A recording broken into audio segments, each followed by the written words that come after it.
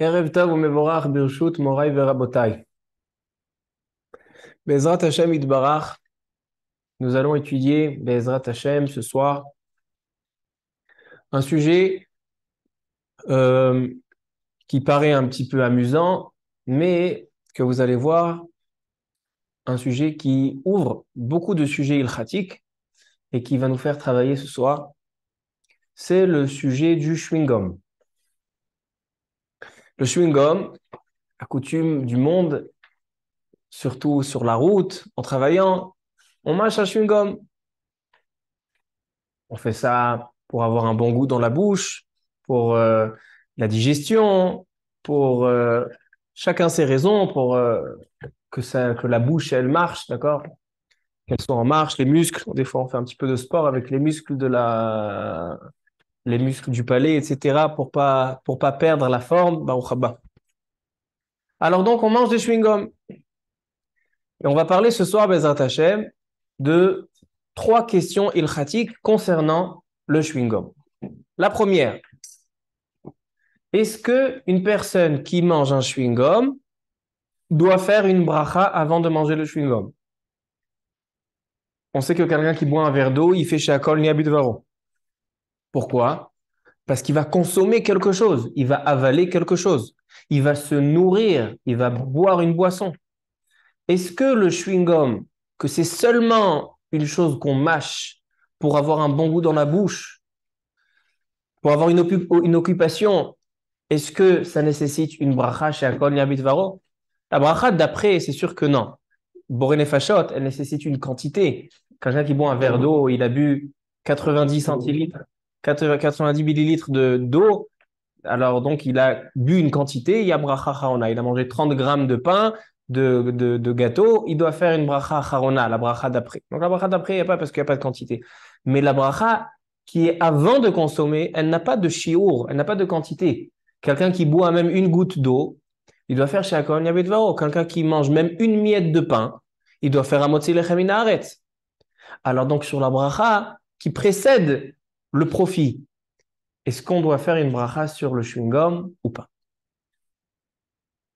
Deuxième question, et ça c'est la question qu'avec cette question j'ai eu l'idée de parler de ça ce soir, puisque demain ça sera le jour du 10 Tevet, le jour de jeûne. Alors il y a une question, est-ce qu'il serait autorisé de mâcher un chewing-gum jour de jeûne? D'accord, jour de jeûne, on a plusieurs raisons pour lesquelles on veut mâcher un chewing-gum, pour avoir une bonne odeur dans la bouche, pour avoir un bon goût, pour faire travailler les muscles. On va voir dans les post-kim que de mâcher un chewing-gum, comme ça nous disent les décisionnaires, que de mâcher un chewing-gum, bon, il y en a que ça fait une concentration, mais aussi ça fabrique et ça augmente le taux de bave. D'accord? Quand on mâche un chewing-gum, on a la bouche, elle est beaucoup moins sèche. Alors, un homme, jour de jeûne, il veut mâcher un chewing-gum. Est-ce que c'est permis selon la halakha ou pas? Et troisième et dernière question de notre shiur, Be'ezrat Hashem, ça sera au sujet de la prière. Souvent, on voit des personnes, pendant la prière, ils ont un petit bonbon dans la bouche, ou ils mâchent un chewing-gum dans la bouche. Ils ne sont pas en train de manger un sandwich. D'accord? Ils ne sont pas en train de faire un repas pendant la tfila. Ils veulent avoir une bonne odeur, quelque chose d'agréable dans la bouche pour pouvoir faire la prière. Il y en a, ils prennent le tabac, ils sentent le tabac. Le tabac, c'est permis. Peut-être le chewing-gum aussi, c'est permis. Alors, donc, on a 3 questions. Sur la bénédiction, sur le jeûne, est-ce qu'on a le droit pendant le jour de jeûne de manger un chewing-gum, et sur la prière, est-ce qu'il est permis de mâcher un chewing-gum pendant la prière? Commençons par la première question.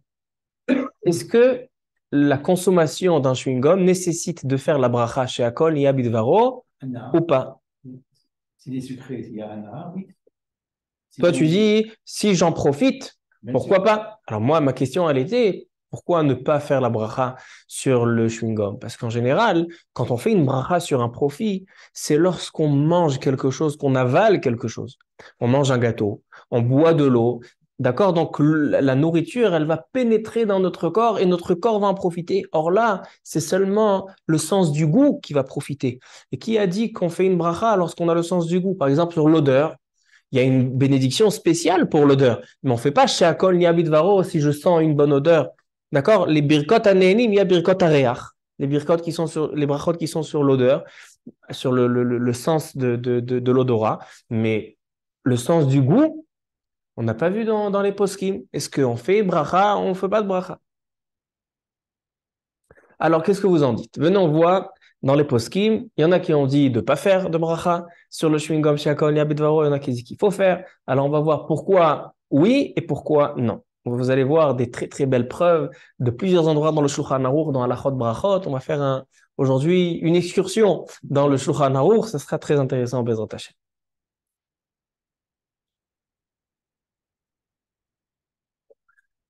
Le shoot, question-réponse, Yaskil Avdi, du Gaon Rabbi Ovadia Adaya, qui était un des grands poskim séfaradim, poskim et mekoubalim. Il était Rosh Yeshivat et Mekoubalim Bet El à Yerushalayim. Rabbi Ovadia Adaya, il est niftar il y a à peu près 40-50 ans. Un posek très connu. Il a écrit une lettre au Rav Ephraim Greenblatt, le shoot Rivevot Ephraim. Deux grands décisionnaires de la génération qui nous a précédés. Et il lui parle au sujet du chewing-gum. Parce que le chewing-gum, ça ne fait pas des centaines d'années qu'il existe. Dernièrement, alors donc les poskim, à chaque fois qu'il y a une question actuelle, ils vont en parler. Alors il lui a demandé les deux questions au sujet de la bénédiction, est-ce qu'on fait chez Akol, et est-ce qu'il est permis de mâcher un chewing-gum pendant le jour de jeûne. Alors on va parler de la première question. Dit le Rav Ovadia Adaya que la consommation, mâcher un chewing-gum, ça ne nécessite pas de bénédiction. On ne récite pas she'akol ni'a bidvaro baruch haba. On ne récite pas she'akol ni'a bidvaro lorsqu'on mange un chewing-gum. Pourquoi? Pourquoi? Il ramène deux preuves. Vous allez me dire, est-ce que vous êtes d'accord avec ces preuves? Première preuve. Il est écrit dans le Shulchan Aruch, dans Halachot Brachot, Siman Resh Dalet, Seif Zain Echet. On va voir le Shulchan Aruch. Nous dit le Shulchan Aruch, Ashote Maim Litzmao. Une personne qui boit de l'eau pour calmer sa soif. Mevarer she'akol, il fait la bénédiction de she'akol ni'a bitvaro, ou le'acharav, et lorsqu'il a bu une quantité de au moins 90 millilitres, il fait boré nefashot rabot, bracha charona.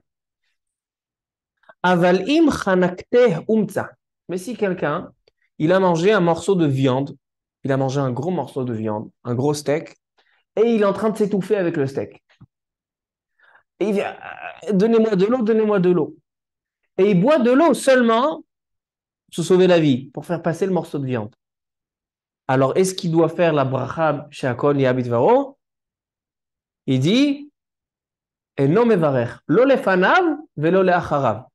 Il ne fait pas de bracha ni avant, ni she'akol ni'a bidvaro, et même s'il a bu 2 verres d'eau pour faire passer le morceau de viande, il ne fait pas de bracha charona.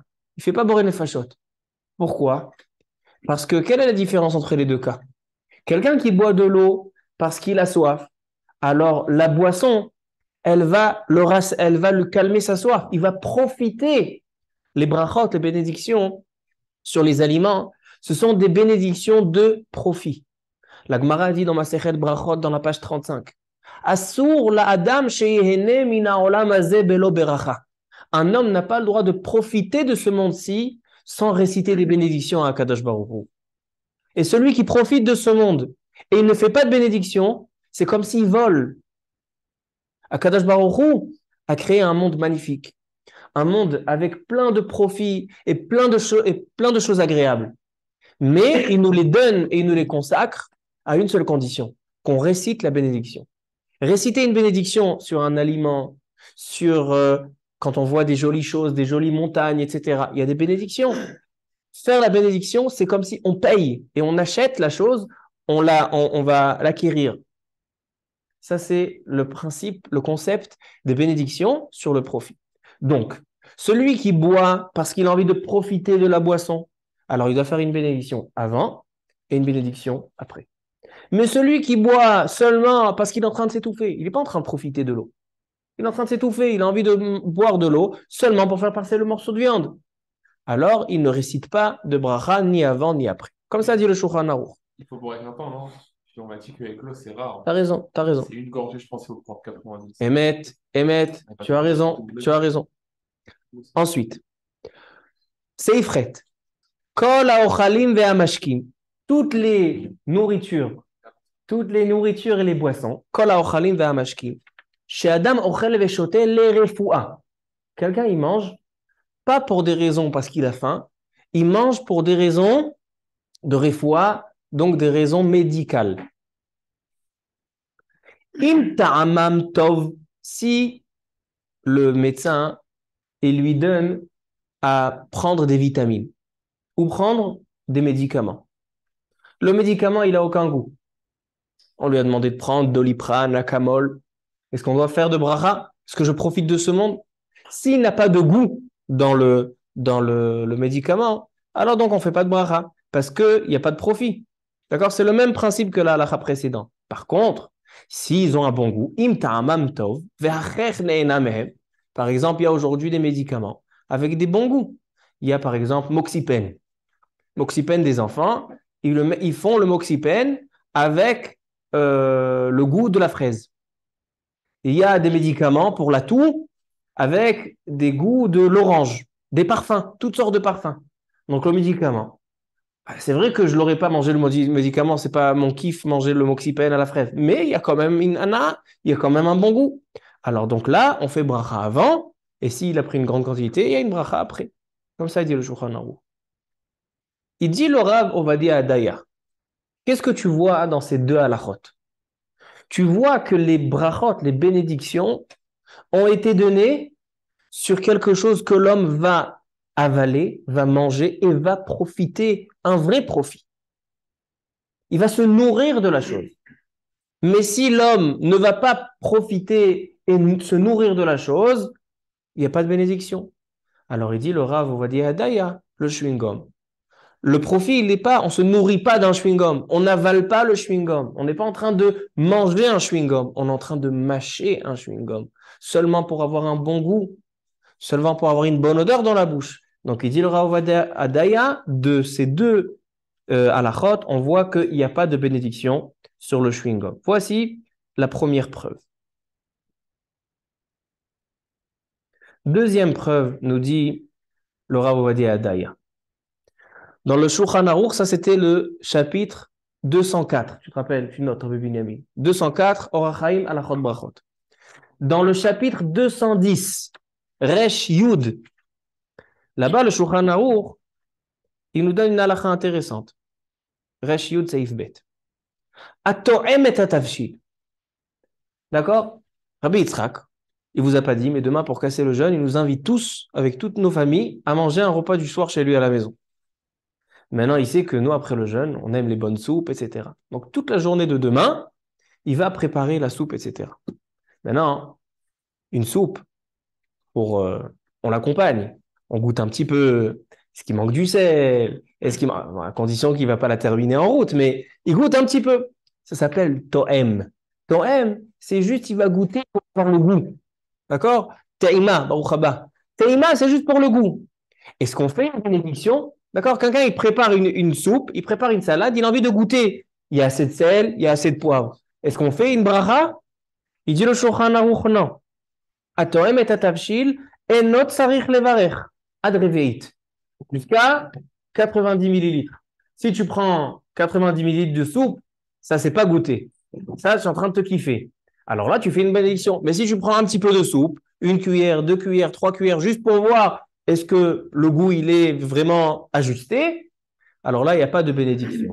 Comme ça dit le Shulchan Aruch, Siman Resh Yud 210 dans la halakha Bet 2. Là aussi, c'est une preuve, il dit le Rav Ovadia Adaya, que quelqu'un qui va mâcher un chewing-gum, pourquoi il mâche le chewing-gum? Pour avoir un bon goût. C'est To'em. Ça ne serait pas mieux que To'em et Tatavshil. Dans le To'em et Tatavshil, même s'il avale un petit peu, il est en train de goûter il est en train de goûter la soupe. Il avale un petit peu. Mais le principe, qu'est-ce qu'il fait principalement? Il vient manger de la soupe? Non. Il vient juste goûter. Est-ce qu'il y a assez de sel ou il y a assez de poivre? Alors donc là, c'est pas considéré un profit et donc on fait pas de bénédiction. De la même manière que celui qui goûte le plat, il fait pas de bénédiction. Alors celui qui mange le chewing-gum, je vois que Baruch Hashem, vous faites tous halakha le maaseh. Baruch Hashem.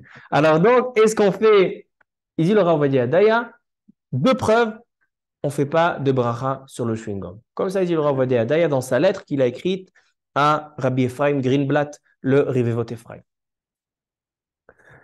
Rav Ovadia Yosef et le Rav Ben Zion Abba Shaul, ils ne sont pas d'accord avec l'avis de Rabbi Ovadia Daya.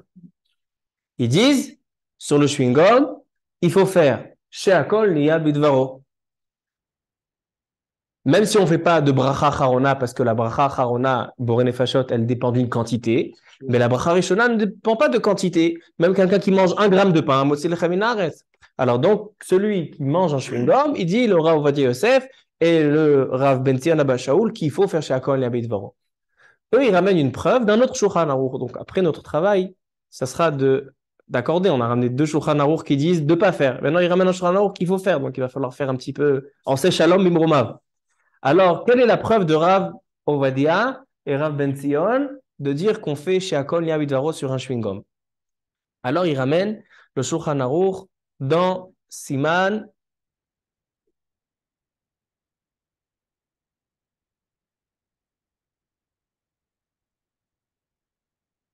Resh Dalet.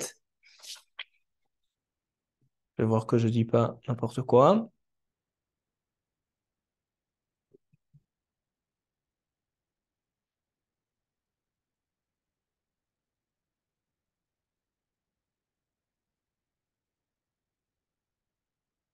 On va voir.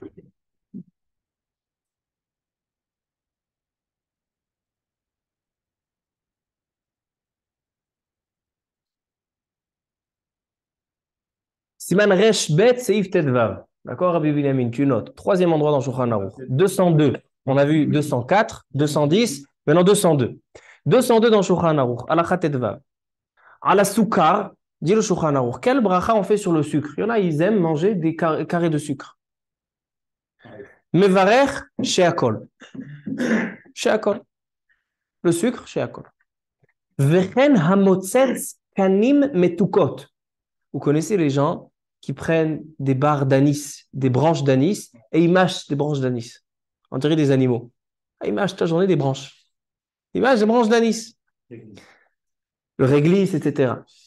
Alors, quelqu'un qui est motzetz, quelqu'un qui suce ou qui mâche ses branches, et ce qu'il fait de bracha, il dit, mevarer she'akol. Il dit le Rav Ovadia Yosef, Rav Ben Zion Abba Shaul, tu vois ici, que quelqu'un qui mâche dans sa bouche quelque chose qui a un bon goût, il fait la bracha de she'akol. Alors, donc, le chewing-gum, tu mâches, il y a un bon goût. C'est comme kanim metukot. C'est comme les bonnes branches. Rabotai, on a 3 Shulchan Aruch dans 210, 204, 210, 202, 204, 210. On voit ici des contradictions. Dans les 2 endroits, on voit que tant que je ne mange pas et que j'avale pas et que je profite pas et que je digère pas la chose, alors on ne fait pas de bracha. Et ici, tu vois que celui qui mâche de l'anis, il mâche des branches qui ont du goût, ça ressemble au chewing-gum, on fait chez Akol. Quelqu'un veut me dire une réponse? Mais ne mange pas, digère pas, c'est quand on goûte quelque chose. C'est peut-être pas pour le chewing-gum. Quand on va goûter, faire une télémat de quelque chose et qu'on va pas. Mais le chewing-gum? Le chewing-gum, c'est quelque chose qui va rester quand même longtemps dans la bouche. Et alors toi, tu dis qu'il y a une différence. Non, mais par exemple, on a vu un premier exemple dans le Shulchan Aruch 204. Là-bas, il est marqué que celui qui boit les rifoua ou qui mange les rifoua, il mange des choses qui sont seulement médicaments. S'il y a un bon goût, tu fais une bracha. S'il n'y a pas de bon goût, tu fais pas de bracha. Là-bas, tu as mangé. Il n'y a pas un bon goût. Tu fais pas de bracha. Pourquoi? Parce que tu profites pas. Alors là, est-ce que ça serait profiter? Là, le chewing-gum, c'est plus profiter? Et c'est qui profite? La personne qui consomme. C'est le méchant. Hein? Quand je prends un médicament. Le corps. Je prends un médicament. Il n'a pas de goût spécialement, mon corps il va en profiter. Non, le corps il va guérir. Mais est-ce que le corps il profite? Non. Mais c'est quoi non. Le corps? C'est quoi le corps? Profiter, c'est un surplus. Une hana'a, c'est un kiff. Vous allez sentir maintenant un kiff. Le profit s'arrête là. Il descend. Je suis d'accord. Quelqu'un qui se guérit, Il n'est pas en train de profiter, il est en train de guérir. Les Chachamim, ils ont été métaken, que celui qui profite, qui kiffe, non, parce que c'est quoi le principe? Le principe est de voir, de remercier Hachem sur le bienfait qu'il nous fait. Alors, un parfum, le corps, il n'en profite pas. Alors, il fait mode. Il y a une exception dans les Birkot à Nehenim, une avant, disons les Bessamim. Pourquoi Bessamim on fait? Pourquoi quand on sent à l'Avdallah, le Bessamim, on dit Brem et les Bessamim? Il y a une exception dans les halachot du profit. Que là, je dis que même si ce n'est pas le corps qui profite, c'est la neshama qui profite, on fait une mara, c'est tout ce qui concerne l'odorat. La Gemara dit Kol ha-neshama tehalelia haleluya. C'est quoi Kol ha-neshama? Que même l'âme, elle remercie Hachem. Ezehu davar ha-neshama teluya bo. Quel est le profit de la neshama? Un profit physique, on veut dire. Alors, c'est l'odeur. L'odorat, c'est quelque chose que la neshama en profite. C'est pour ça, entre parenthèses, que le Ben Ishra, il dit que quand il y a un bet avelim ou une asgara, une maison d'endeuillé, ou le jour de l'année qu'on commémore un iftar, c'est bien de faire des bénédictions bestamim. Pourquoi? Parce que là, on veut faire profiter la neshama. On veut donner un bénéfice de bénédiction qui est lié avec la neshama. Donc, celui qui fait bestamim, c'est bien pour la neshama. C'est ça que dans les bet avelim, on met adassim, etc. C'est chachou. Comme ça dit Ben Ishraï. Le feu aussi, t'es Le feu, c'est la vision. Vision, c'est une autre sorte. C'est pas la neshama. La respiration, c'est la neshama. Mais la vision, elle aussi considérée c'est le une. élément qu'on a au monde qui ont rani et gâché en même temps. Alors, Béhémet, en réalité, il n'y a pas de bénédiction de profiter de la vue. Il y a des bénédictions qu'on fait des éloges en rapport avec la vue. Par exemple, celui qui voit la lune, il fait des bénédictions. Celui qui voit des belles montagnes, il y a une bénédiction. Et ça, c'est Birkot Hashva. C'est pas Birkot Nehenim. C'est des brachot d'éloge. C'est pas des brachot de remerciement sur le profit. Top. Alors, Rabotai, on a deux avis qui sont partagés. Et les deux se basent sur le Shulchan Aruch. Le Rav Ovadia Adaya ramène deux preuves que sur le chewing-gum, on ne fait pas de bracha. Et le Rav Ovadia Yosef et Rav Ben Sion Shaoul, eux, ils ramènent une preuve de kanim metukot, de branches d'anis, etc., qui, le Shulchan Aruch, ils vont faire chez Akol, comme qui est là à la. Il dit le Rav Ovadia Yosef que le Rabbi Ovadia Adaya, il s'est basé, une de ses bases, il s'est basé sur une erreur. Pourquoi? Parce qu'il dit le Rav Ovadia Adaya que lorsque quelqu'un mange un chewing-gum, rien ne pénètre dans son corps. Il n'y a pas ni hana'at garon, ni un profit de la gorge, ni un profit de l'estomac, ni hana'at me'aim. Alors donc il dit, si c'est ça, ça ressemble à terima, quelqu'un qui goûte seulement pour avoir du goût. Alors si le chewing-gum, on le met au niveau seulement du goût, d'accord? La bouche, c'est le goût. La gorge, on commence à en profiter. Et après, l'estomac, c'est vraiment un profit, on le digère. Alors, le Rav Ovadia Adaya, il a dit on ne fait pas chez Akol. Pourquoi? Parce que seulement au niveau du goût. Et sur le goût, on ne fait pas de bracha, comme quelqu'un qui goûte le tafshil, qui goûte le repas. Mais il dit, c'est pas vrai, le Rav Ovadia Yosef. Il dit, j'ai fait une enquête. Le Rav Ovadia Yosef, il a fait une enquête au sujet des chewing-gums. Il a appelé un mumche, un fabricant de chewing-gum. Et le professionnel, il lui a dit que d'abord, il y a du sucre, que le sucre, dès qu'on commence, pas après, quand on mâche, après, il n'y a plus rien. Après, c'est l'ONBZ Mamachout. Mais quand on commence à mâcher un chewing-gum, on avale du sucre. Et il y a même un produit, mis à part le sucre, il y a quelque chose qu'ils mettent dans le chewing-gum qui est mézing, qui nourrit. Ça rassasie d'une certaine manière. C'est le chewing-gum, il nourrit l'homme. Alors donc, il dit Rav Yosef, Vadaï, que ça ne ressemble pas. Quand on parle de kanim metukot, il y a quelque chose, tu avales quelque chose, tu manges, même l'estomac, il profite. Alors donc, en fait, la marloquette entre ces deux avis, c'est une marloquette, cette discussion, c'est une discussion sur la réalité. Est-ce que le chewing-gum, c'est seulement un profit du goût ou c'est aussi un profit qu'on avale et que ça pénètre dans le corps? Le Rav Adaya, lui, pensait que c'est seulement le goût. Mais Rav Yosef, il dit, et comme c'est la réalité, que dans le chewing-gum, il y a du sucre, il y a des choses, et même les chewing-gums qui sont sans sucre. Même un chewing-gum qui est sans sucre, mais il y a des choses qui vont le sucrer sans sucre. Donc, ça revient à la même chose. Les mamtikim, les choses qui vont, je ne me rappelle pas comment ça s'appelle, ce qu'ils mettent dans le Coca Zéro, etc., qui disent que c'est plus du poison que du sucre, le spartame, exactement. Alors, c'est aussi quelque chose qu'on consomme, c'est aussi quelque chose qu'on avale, c'est quelque chose qui nécessite une bracha. Donc, il dit Rav Yosef, selon la réalité, la metsiout, elle est qu'on doit faire la bracha sur un chewing-gum. Et on a le droit les jours de- On va y arriver, on va y arriver. Ah. Il a fait Ata Mechash Ben Tov. Ça va être 5 heures. 5 heures, t'es dedans. Ça va un peu. Ah. Il y avait un grand, il y a aujourd'hui un Rav qui s'appelle Rav Yitzhak Barda. Un Rav, qui est le beau-frère du Rav Meir Mazouz. Rav Yitzhak Barda. Je crois qu'il est à Ashkelon, je crois. Et il a un shoot, Yitzhak Iranen. Et il y a un autre Tunisien qui s'appelle Rav Moshe Levi, qui était un des géants à Kisser Rachamim, à la yeshiva de Rav Mazouz, qui est niftar très jeune, et qu'on dit, à l'époque, il disait que ce sera lui le prochain grand de la génération. Il a sorti des livres, etc. Rav Yosef, il a eu beaucoup de machloktot avec lui lorsqu'il avait seulement 39 ans, lorsqu'il est niftar, comme Moshe Levi, très connu. Il a une série de livres, Birkat Hashem, Menuchat Ahava, etc. Lui, les deux, ils disent, comme le Rav Ovadia Adaya, ils disent que sur le chewing-gum, on ne fait pas de bracha, pas de shakol yabit varo.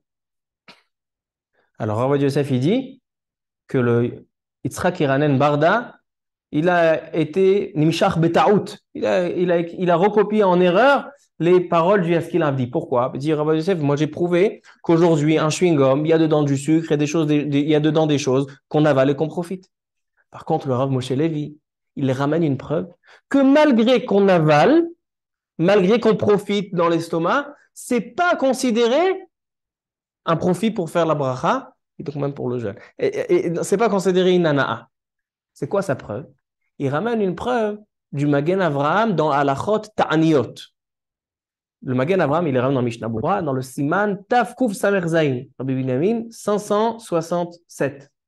Quand on a sauté, on va dans Ilchot Ta'aniot. De Ilchot Brachot, on est à Ilchot Ta'aniot.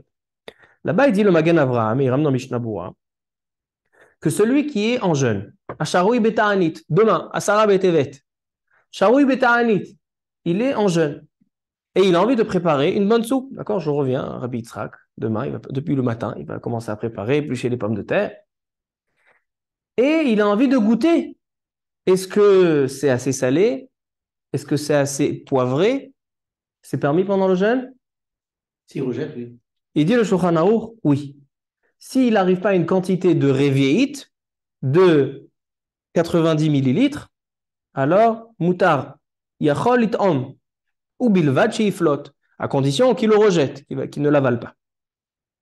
Il demande le Magen Avraham, quelqu'un qui goûte, qui met un petit peu dans la bouche, un petit peu de soupe, et il va recracher. Il ne peut pas recracher à 100%, parce que Il y a toujours. il restera toujours une goutte, 2 gouttes, 3 gouttes, et ça, il va devoir l'avaler. Sur ça, il a pas fait. Alors d'abord, est-ce que pour ça, il faut faire une bracha? Deuxièmement, est-ce que c'est permis par rapport au jeûne? Il dit le Magen Avraham, il dit Afalpi, shekavanato la'ana'at atzmo. Et même s'il est intéressé d'avoir quelques gouttes qui tombent, il a l'estomac vide, il a envie de quelques gouttes de soupe, il dit moutar. Pourquoi? Parce que, il dit le Magen Avraham, malgré que tu es obligé de recracher, mais c'est vrai que tu vas en profiter, et ben le jeûne, les jours de jeûne sont interdits à la consommation et à la boisson, mais pas au profit. Demain, Sarah Betevet, on n'a pas une interdiction de profiter, on a l'interdiction de boire et manger. Et ça, je ne bois pas parce que je recrache. Et même s'il y a un petit peu de goût qui va rester, qui va s'imprégner dans ma bouche, etc., et je veux en profiter. Je ne fais pas ça seulement pour savoir si c'est salé ou poivré. J'ai envie d'avoir un bon goût dans la bouche. On fait, il n'y a pas de problème, le jour de jeûne. Il dit le Rav Moshe Levi, de là tu vois, sur le chewing-gum, que malgré qu'il y a un petit peu de goût qui va descendre, malgré tout, c'est pas considéré une achila veshtia, c'est pas considéré une consommation. Ravadi Yosef, il dit Lo karav ze elze. Ça ne ressemble pas du tout. Pourquoi? Je dis parce que c'est différent, la halachot de jeûne et la halachot de bénédiction. La bénédiction, elle est même sur le profit. Comme il y a marqué, Kol hanehene mina olam hazeh belo bracha. Celui qui profite de ce olam, de ce monde sans bénédiction, keilu gazal, keilu mo'el. Dans le jeûne, c'est vrai que c'est permis, même s'il y a une goutte qui va rester. Il y a un bon goût. Pourquoi? Parce que là-bas, on n'a pas interdit le profit. Mais dans les bénédictions, on fait une bénédiction, même sur le profit. Et non seulement ça, il dit Ravadi Yosef. Il dit la svara qu'il a dit Rabbi Hillel tout à l'heure. Quand je goûte, c'est vrai que je veux profiter, mais je fais ça pour goûter et je ne fais pas ça pour me rassasier. Je fais ça pour avoir un bon goût dans la bouche.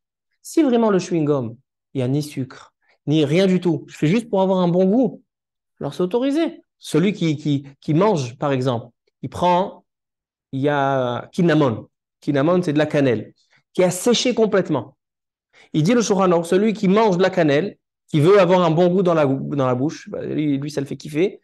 Il ne fait pas Shakol Navid Varo. Pourquoi? Parce que là-bas, ça ne ressemble pas à l'anis. L'anis, elle a dedans un petit peu d'humidité, de l'achlochit.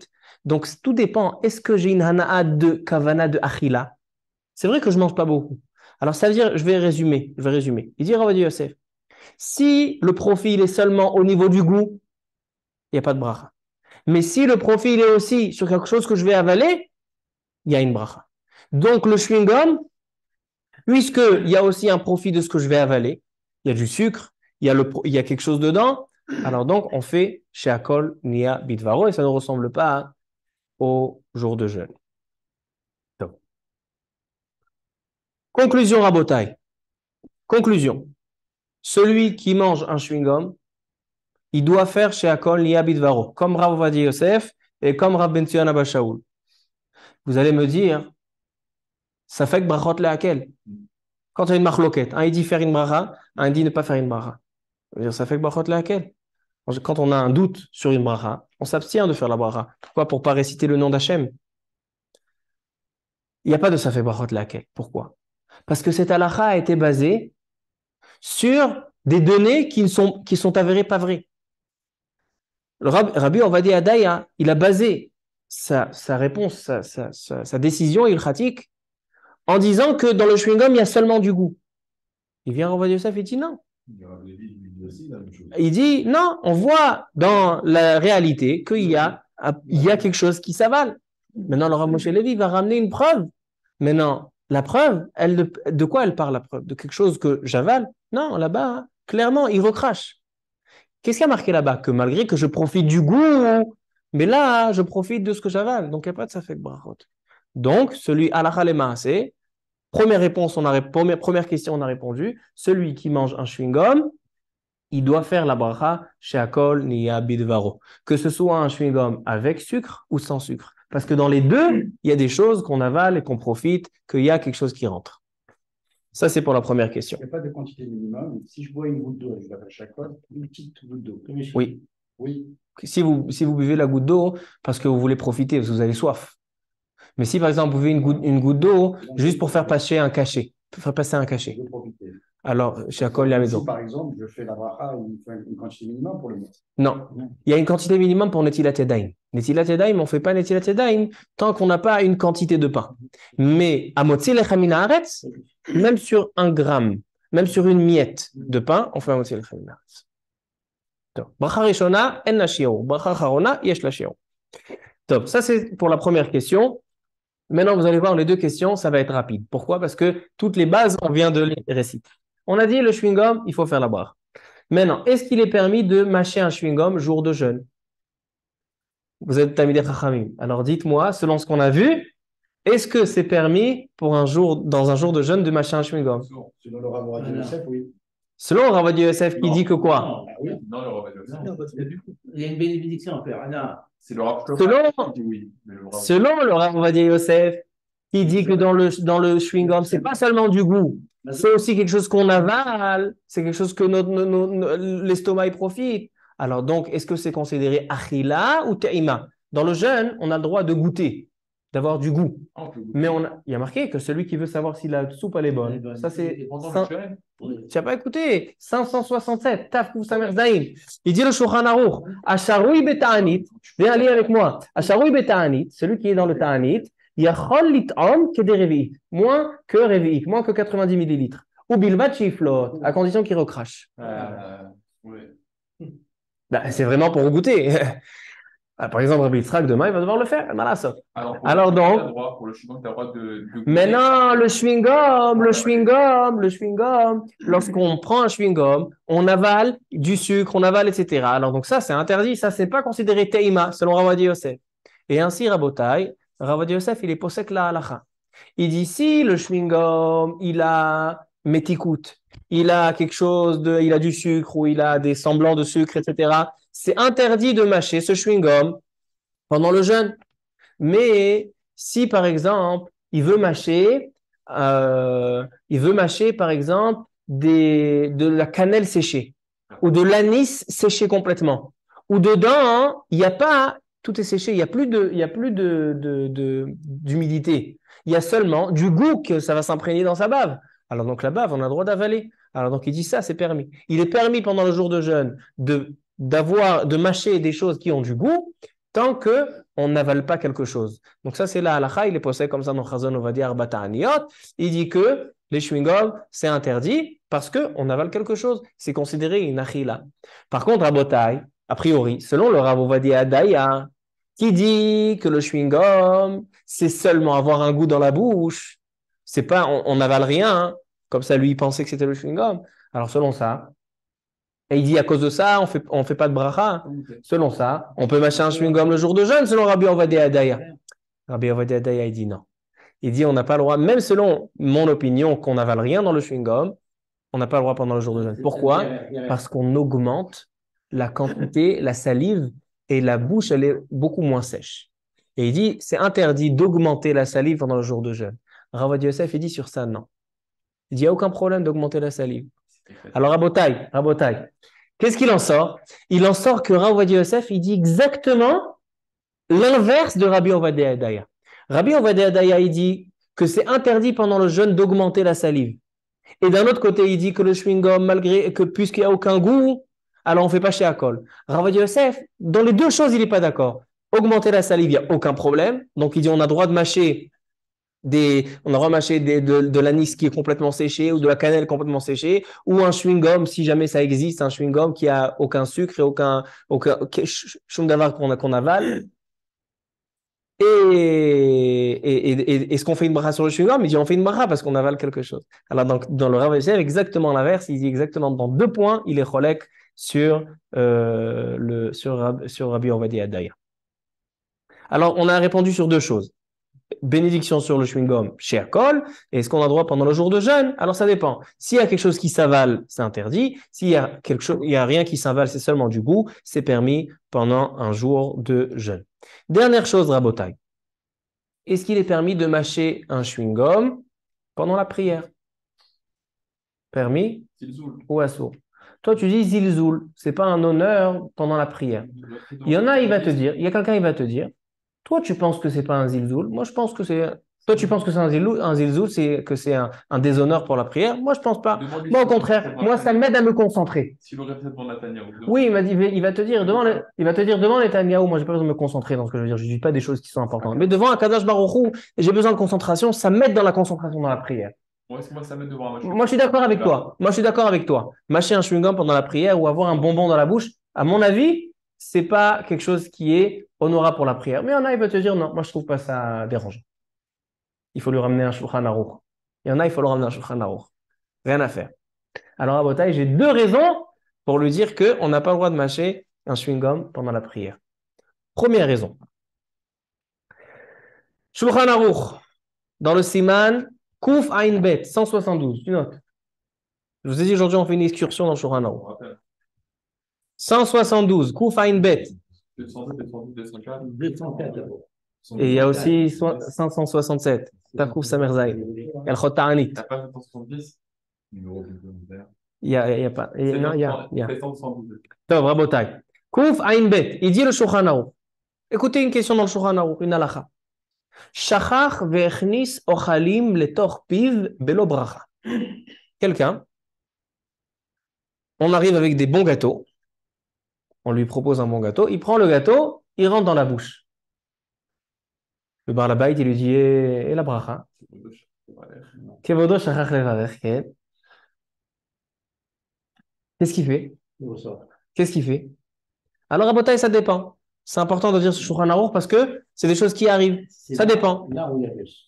Si c'est de l'eau, Rabbi Gilbert, si c'est de l'eau, si c'est quelque chose qui est liquide, shachach vechnis mashkim letoch piv belo bracha, alors qu'est-ce qu'on va lui dire? De mettre de côté, si on lui dit, mets de côté dans la bouche, essaye de mettre dans un côté de la bouche et fais la bracha. T'avais dit pourquoi? Ça se verse. Il est mal épité, la terre, on avait parlé de ça. Chazak, quand on a dit ça, Shabbat, il y a longtemps. il y a 8 ans. C'est les premiers shiurim, on a parlé de ça. Alors, Abota, il se rappelle un shiur il y a 8 ans. Alors, il dit le Shulchan Aruch, si c'est quelque chose de liquide, je ne peux pas lui demander de mettre de côté. Parce qu'il ne peut pas faire la bracha, le liquide, ça coule. Si je lui dis, c'est pas grave, recrache dans ton verre, après tu refais la bracha. Ah non, c'est maous, il ne va pas le reboire. Après, je l'ai recraché de l'eau, je ne vais pas le reboire. Donc, on lui autorise, aval, et après tu fais la bracha. Sur la suite. Sur ce que tu as déjà bu, tu ne peux pas faire chez Akol. Si par exemple, il a fini tout le verre, il dit Shulchan Aruch, et non, mais s'il boit dans la suite, il fera la suite. Mais en 2 mots, on lui dit aval sans bracha. Bacharona, oui, ça ne change rien. Non, c'est pas lié. Maintenant, ça, c'est si c'est du liquide. Ça, c'est dans Seif Aleph. Seif Bet, quand c'est du solide. Un gâteau, un fruit. J'ai rentré dans la bouche, et maintenant, j'ai pas fait la bracha. Alors, ça dépend. Si c'est quelque chose qu'on peut ressortir et le rincer, par exemple, un raisin. Un raisin, si j'ai rentré dans ma bouche, je ne l'ai pas encore mâché, je peux le sortir et le rincer.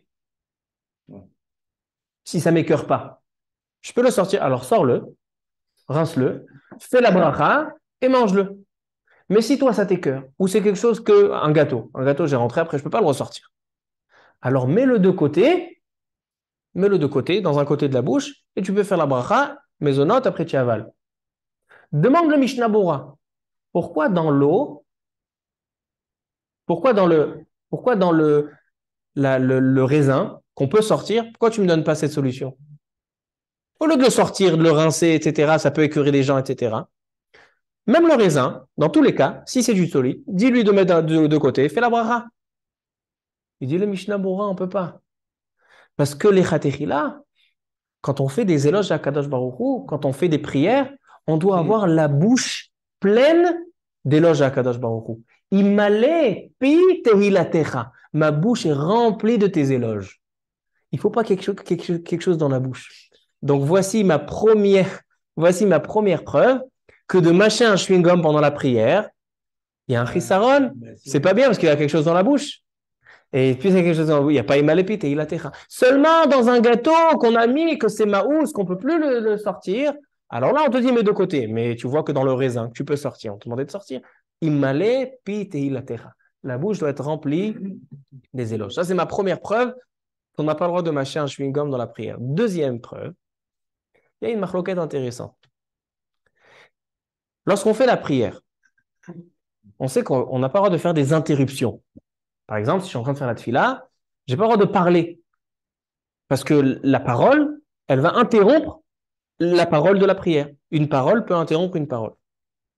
Est-ce que faire une action pendant la tefila, pas parler pendant la tefila, faire une action pendant la tefila, est-ce que c'est considéré une interruption ou pas?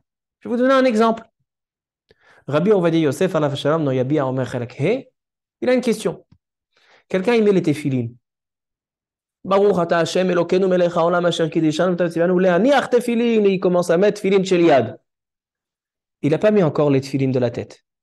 La bénédiction, elle est valable pour les deux. On n'a pas le droit de parler entre tefilin shel yad, tefilin shel rosh. Si j'ai parlé, je dois refaire une bracha sur tefilin shel rosh. Quelle bracha? Il y en a qui disent al mitzvah tefilin. C'est pas évident. Il demande à Rav Ovadia Yosef, quelqu'un, c'est une question qu'on lui a demandé, il y a un pauvre qui arrive à la synagogue pour demander de l'argent.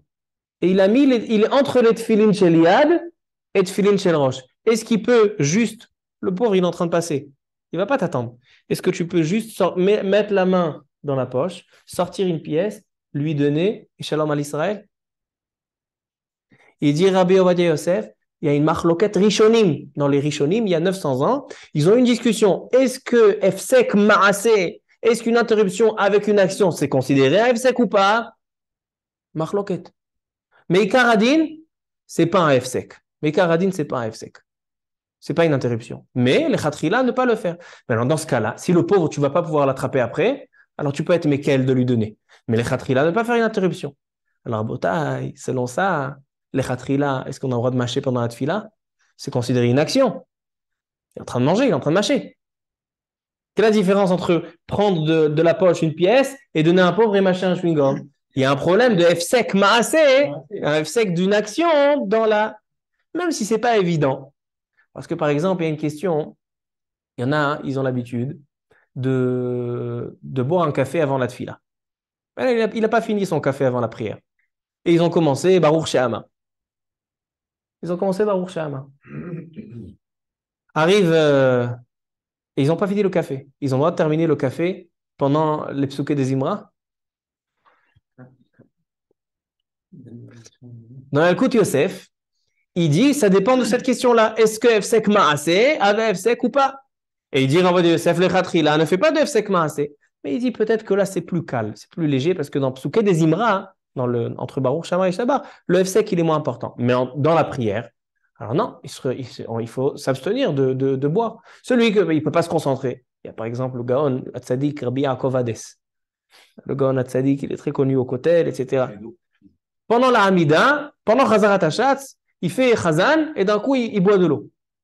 Et il a besoin pour sa concentration. C'est un Efsek Maaseh. Alors, les Khatrila, c'est mieux de ne pas le faire, mais Karadin, il n'y a pas de Efsek. Alors, donc, en tout cas, pour la première raison, c'est du béton. Que la bouche, elle doit être vide. Elle doit être pleine d'éloges. Puisqu'elle doit être pleine d'éloges, elle doit être vide d'autre chose. Donc, on ne met pas de chewing-gum pendant la prière. Mis à part ça, que, à mon avis, ce n'est pas un respect pour la prière, ni pour Akadosh Baruch Hu, de prier avec un chewing-gum ou avec un bonbon dans la bouche, même si ça aide à la concentration. Donc, à Botaï, je résume. 3 questions on a demandé au début du shiur. Le chewing-gum, est-ce qu'on fait une bracha avant? Oui, Shakol Yabid Varo. Est-ce qu'on a le droit de manger pendant le jour de jeûne? Si on avale quelque chose, en général, dans tous les chewing-gums, interdit pendant le jour de jeûne. Seulement, des choses qui ont seulement du goût et aucun liquide, aucune chose qu'on avale, comme de l'anis, etc., qui est séché, c'est permis. Et est-ce qu'on a le droit pendant la prière de mâcher un chewing-gum ou de manger un bonbon? Non. Donc, ça c'est à la Khalemaaseh. On termine juste avec un petit point à Botaï sur la parashat à Shavua, la parashat de la semaine, parashat Vayechi. Dans la parasha, Yaakov Avinu, il va quitter ce monde. Et avant de quitter ce monde, il va faire des bénédictions et certains des remontrances à ses enfants. Le testament, il leur donne un testament. Et lorsqu'il voit Issachar qui est la tribu de l'étude de la Torah, Issachar c'est la tribu qui était investie dans l'étude de la Torah, qu'est-ce qu'il va lui dire? Il va lui dire à Issachar, Yaakov Avinu lui dit, Vayar menucha kitov. Issachar a vu que la menucha, que profiter de ce monde, être tranquille dans ce monde, c'est quelque chose de bien. Vayet shichmol isbol. Mais Issachar, il préfère avoir une vie qui n'est pas facile, une vie qui n'est pas dans le confort absolu pour étudier la Torah. Ça, c'est l'éloge que fait Yaakov à Issachar, qu'il est d'accord de laisser le confort et le profit de ce monde-là pour être assidu et pour être investi dans l'étude de la Torah. 2 petites histoires. Il y avait une fois, dans la ville de Radin, la ville du Chafetz Chaim, avant la guerre, il y a 100 ans à peu près, il y avait le Gaon Rav Moshe Londinsky, le grand-père du Rav Volkin, alav shalom. Le Rav Moshe Londinsky était le Rosh Yeshiva avec le Chafetz Chaim en même temps. Et un jour, le Rav Moshe Londinsky demande à un de ses élèves d'aller lui chercher, un matin, il se réveille, il demande à un de ses élèves d'aller lui chercher une bonne baguette chaude de chez le boulanger.